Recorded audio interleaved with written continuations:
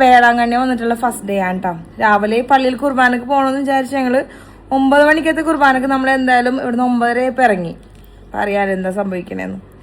രാവിലെ അതുകൊണ്ട് വീഡിയോ ഒന്നും എടുക്കാൻ പറ്റിയില്ല. ഉച്ചയ്ക്ക് നമ്മൾ ഫുഡ് കഴിക്കാം കേട്ടോ. അത് കഴിഞ്ഞിട്ട് ഇനി പുറത്തേക്ക് പോകണം. അപ്പം എന്തായാലും അപ്പം വീഡിയോ എടുക്കാമെന്ന് വിചാരിച്ചു. പോയത് ലേറ്റ് ആയതുകൊണ്ട് തന്നെ വന്നപ്പോൾ ലേറ്റ് ആയിട്ടാ. നേരെ കിച്ചണിലേക്ക് ചെന്നു. ഉച്ചക്കത്തെ ഫുഡ് എന്തായാലും റെഡി ആയിട്ടുണ്ടായിരുന്നു കേട്ടോ. നമ്മൾ ഈ ട്രിപ്പിന് വേണ്ടിയിട്ട് ഫുഡൊക്കെ റെഡിയാക്കി തരുന്നത് ഈ ആൻറ്റി ആട്ടാ. അപ്പോൾ ഇന്നത്തെ സ്പെഷ്യൽ എന്തൊക്കെയാന്ന് പറയാം കേട്ടോ. ഏറ്റവും അടുത്ത് പറയേണ്ട സ്പെഷ്യൽ എന്ന് പറഞ്ഞാൽ ബീഫ് ഉരുളക്കിഴങ്ങിട്ട് വെച്ചത് തന്നെയാണ്.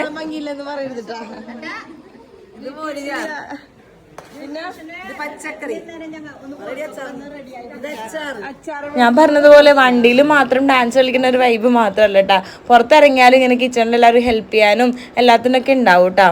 എന്തായാലും ഫുഡൊക്കെ എടുത്തുകൊണ്ട് നമ്മൾ റൂമിലേക്ക് വന്നപ്പോൾ കാഴ്ച ഇതാണ്. റോസിയമ്മനെ കൊണ്ട് അവൻ കഴിക്കാൻ സമ്മതിക്കില്ല, വാരി കൊടുക്കാൻ സമ്മതിക്കില്ല. അമ്മച്ചി ഒരു മൂലക്ക് പുതച്ചിരിക്കുന്നുണ്ട് കേട്ടോ. കഴിഞ്ഞോണ്ട് ഈക്വലും സെയിം തന്നെ. അമ്മച്ചിക്ക് വയ്യായിരുന്നു കേട്ടോ. അമ്മച്ചി ഈ ട്രിപ്പിനെ കാണുന്ന റെസ്റ്റ് എടുക്കാൻ വേണ്ടിയിട്ടൊന്ന് മാത്രമായിട്ടോ. അപ്പോൾ അതേ പൊന്നപ്പം കയറി മേയുണ്ട്. മുതുകത്തും നെഞ്ചത്തും മേത്തൊക്കെ കയറി തന്നെ മേയുണ്ട്.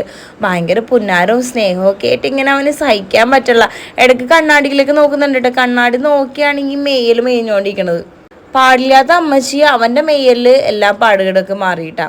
കുറച്ചു നേരം കഴിഞ്ഞപ്പോഴേക്കും മിഷാൻ്റെ സാബുങ്കയൊക്കെ വന്ന് നമ്മൾ കുറേ നേരം ഇങ്ങനെ വർത്തമാനം പറഞ്ഞിരുന്നേ. ഇന്ന് നമ്മൾ കഴിഞ്ഞ ദിവസത്തെ ഒരു അവലോകനവും ഇനി നമ്മൾ എങ്ങോട്ടാ പോകണേന്നുള്ളൊരു ചർച്ചകളായിരുന്നേ.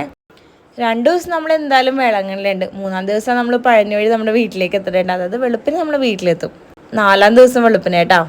അങ്ങനെ അവരുടെ വിശേഷങ്ങൾ തുടർന്നുകൊണ്ടിരുന്നു. അപ്പോഴേ ഞാൻ ഓർത്ത് ചോറ് കഴിച്ച് കഴിഞ്ഞാൽ എനിക്ക് എന്തെങ്കിലും കൂടി കഴിക്കാൻ തോന്നും. അതായത് മധുരമോ സ്നാക്സോ എന്തെങ്കിലും. അങ്ങനെ ഒരു പാക്കറ്റ് കപ്പോർത്ത് എടുത്ത് അവിടെ വിശേഷങ്ങൾ കേട്ട് ഞാൻ അങ്ങനെ കഴിച്ചിരുന്നു. അപ്പോൾ ബാക്കി വിശേഷമായിട്ട് നമുക്ക് നെക്സ്റ്റ് കാണാം.